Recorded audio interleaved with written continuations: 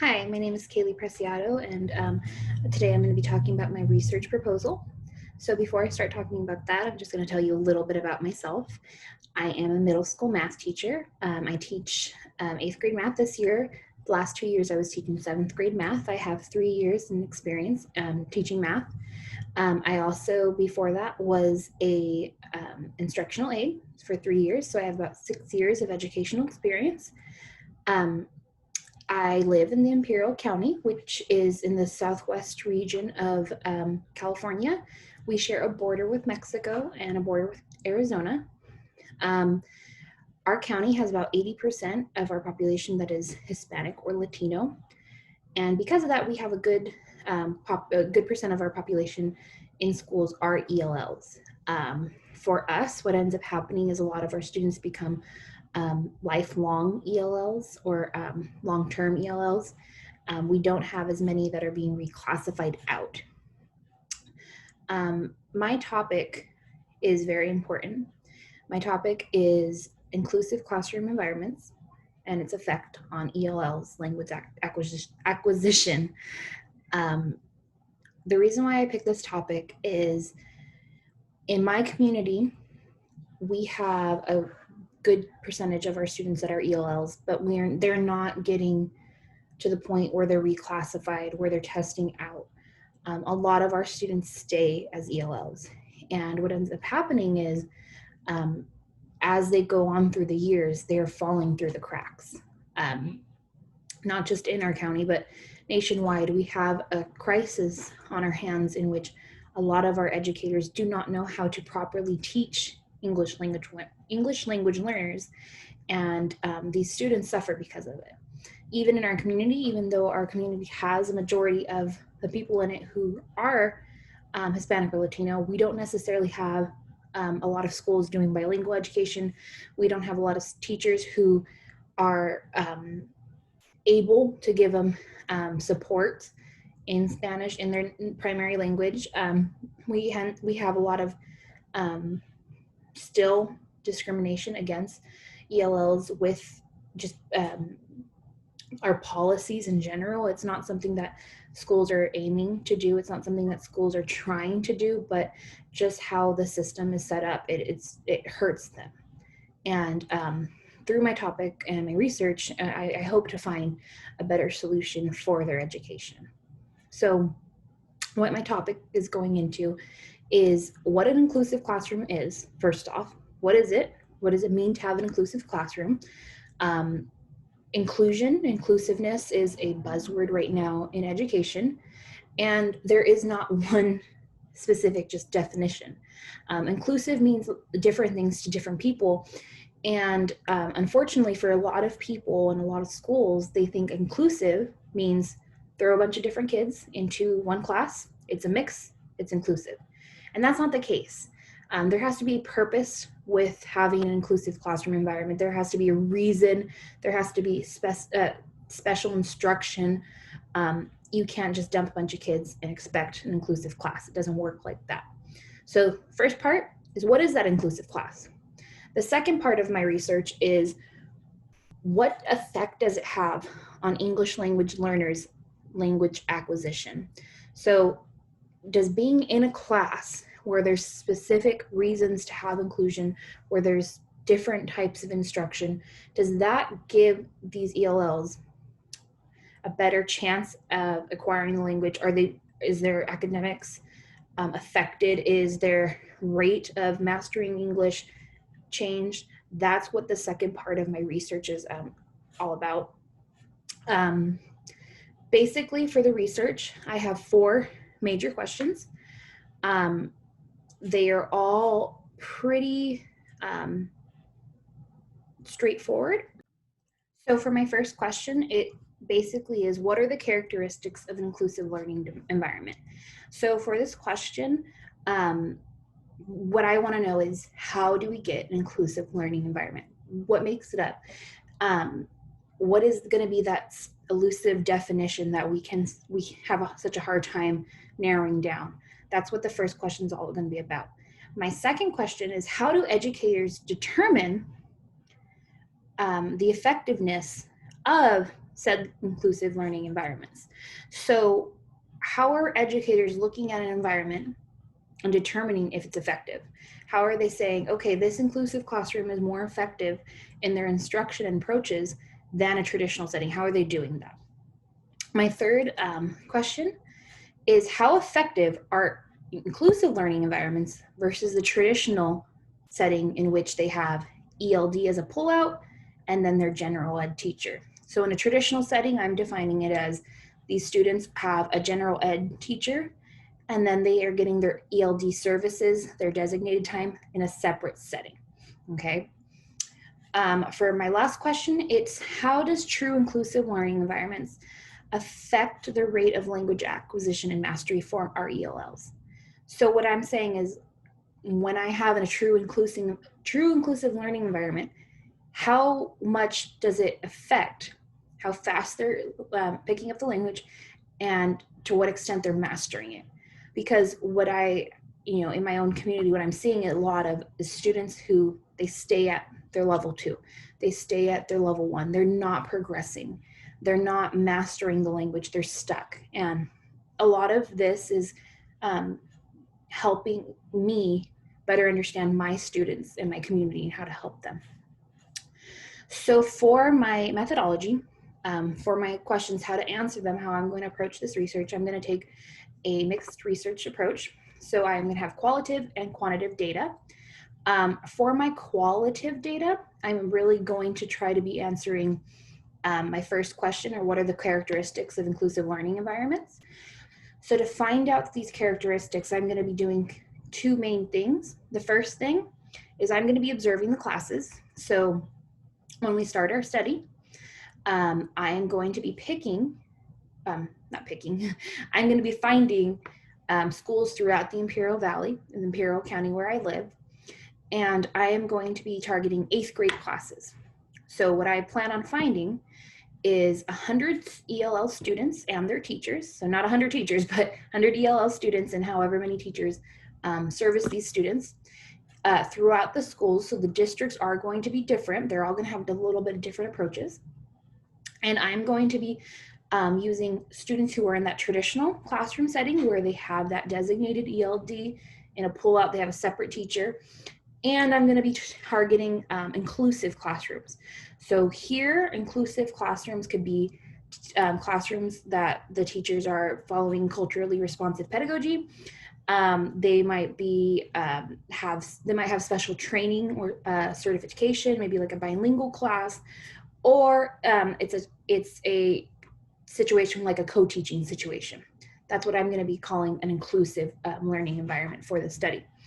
So these teachers and these students, I'm going to be sending out a survey, and I'm going to be observing them. For my observations, there is a bunch of students and a bunch of different teachers. I'm going to be trying to observe them twice, once towards the beginning of my study and once towards the middle or end, depending on how available their schedules are. I'm going to be sending out a survey towards the end to both teachers and students. And what these surveys are basically going to try to come up with is, what is that elusive definition of what is an inclusive classroom? So if with teachers, I'm going to ask them some baseline questions like how long have you been teaching, what subject, or what's your credential in type thing. And then I'm going to ask them, how much training have you received to teach ELLs? Was it pre-service in your certification program, or have you been to PDs? What type of experience do you have? How comfortable are you really with teaching them? And what makes an inclusive classroom for you? So I'm going to be pulling their answers from their surveys, and then at the same time, the students are going to get surveys that ask questions like, what classroom do you feel the most comfortable in, and why? Think of a teacher that you had a good experience with.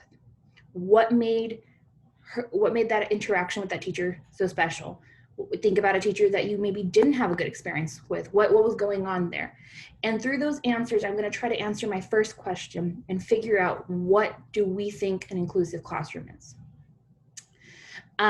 For my questions 2, 3, and 4, I'm going to be looking at quantitative data. So I'm going to be pulling different test scores, really. And the three different types of test scores I'm going to be pulling are their CELT or LPAC scores for the last 2 years, their CASP scores for ELA and math for the last 2 years, and then their weekly or biweekly ELA and math test scores. So what I'll be doing is I'll be doing this study over an approximate quarter of school, so about 9 weeks. I'm hopefully going to start in January 2021 and finish towards March of 2021. At the beginning, before we even start, after I received all necessary permissions and stuff from the districts, I am going to be looking at their CELT or LPAC and their CASP scores, and I'm going to be organizing them. So I'm going to be putting them together, organizing them into the kids who are in traditional classroom environments and the kids who are in inclusive classroom environments. And then as the study goes on, every week or every 2 weeks, depending on their teachers, as I get their ELA and math scores in, I'm going to be making basically like a case file for each one of these students. They will be anonymous in my study, so will the teachers, but I'm going to organize it because I want to see at the end my list of traditional kids, my list of inclusive kids. I want to be able to compare what do their scores look like. And so to answer my questions 2, 3, and 4, what I'm going to do is I'm going to be looking at their CELT scores or LPAC scores. And I'm going to see for the last 2 years, did they make any progress? Were they growing in levels? Did they stay stagnant? Okay. And then I'm going to see their CASP scores. Are they getting, are their scores getting higher as they go on for the last 2 years, or are they staying pretty much the same? I will have that information for both of my groups of students. And then at the end, I'm going to start looking at every week's test scores. Well, how are they doing in math? How are they doing in ELA? Is there a notable correlation between the kids in an inclusive classroom environment and their percentage of success on these scores? Or is it just kind of a hit or miss? I'm going to be looking at those type of things to determine whether or not there is a correlation between the inclusive classroom environment and their academic scores, and then how much. So I'm going to be trying to figure out how much is it affecting them in their actual academics being in that specialized class, which is aimed at an inclusive learning environment. I think through that work, I will probably be able to find a definitive answer of it affecting students' language acquisition and their academic success in general. I'm hopefully going to be able to take these findings and do something with them in my community. And not just the findings, but also the information that I found researching. My resources that I've been looking at, they are a variety of different resources. I have over 20 resources, and they're kind of broken down into like 4 main categories. The first category that I was researching was, what is an inclusive classroom environment? Because like I said, inclusion is something that we use as a buzzword, and everybody kind of uses it, but they don't necessarily know exactly what it means to have an inclusive classroom environment. So a good chunk of my resources that were case studies and scientific journals, they're looking at different schools and classes that are inclusive and what made those characteristics up. What did they say worked for them, these strategies that were best practices that fell under that inclusiveness category. So that was a good chunk of my resources. Another chunk was the differences between a traditional classroom setting versus an inclusive one. And the biggest thing was, what do traditional settings look like for ELLs? And in those studies, a lot of them were case studies. They were talking about observations that they are noticing between ELLs in traditional settings and what they're going through. And then they were looking at their data versus some of the inclusive counterparts These studies were, a lot of them show how, I guess, how detrimental the traditional setting is for some of these students. Some of them were quite emotional because some of these students were quite young, or they were, expressing it in the study and the observations how they felt like they just didn't belong. And I feel like for a lot of our ELLs, they're often put on that back burner, and they're often feeling like an other. And that's what that section of resources kind of dealt with. My third section of resources talked about the problems educators faced with educating ELLs, because a good chunk of our educators in the United States do not have the experience to actually effectively teach ELLs. A lot of us do not have pre-service ELL education that is mandatory, and a lot of us don't necessarily have those PDs that are giving us good practices and strategies to help ELLs. It's not something that's consistent from state to state, and it's not even consistent from school to school. So a lot of the students who are falling through the cracks, it can be traced back to we're not starting with educators who know how to deal with this. And that's what a good chunk of that research was on. And my last section of resources that I was finding was about administrators' roles in creating inclusive classroom environments. Basically, what that research found is that you cannot have an inclusive classroom in isolation. If you have one school and you have one classroom inside that school that's inclusive, it doesn't do anything. Basically, your student's going to go out of that classroom into an environment that is not inclusive, and it's not going to help them. An administrator needs to make sure that all students in every classroom at their school has the access to an inclusive education so that it's beneficial.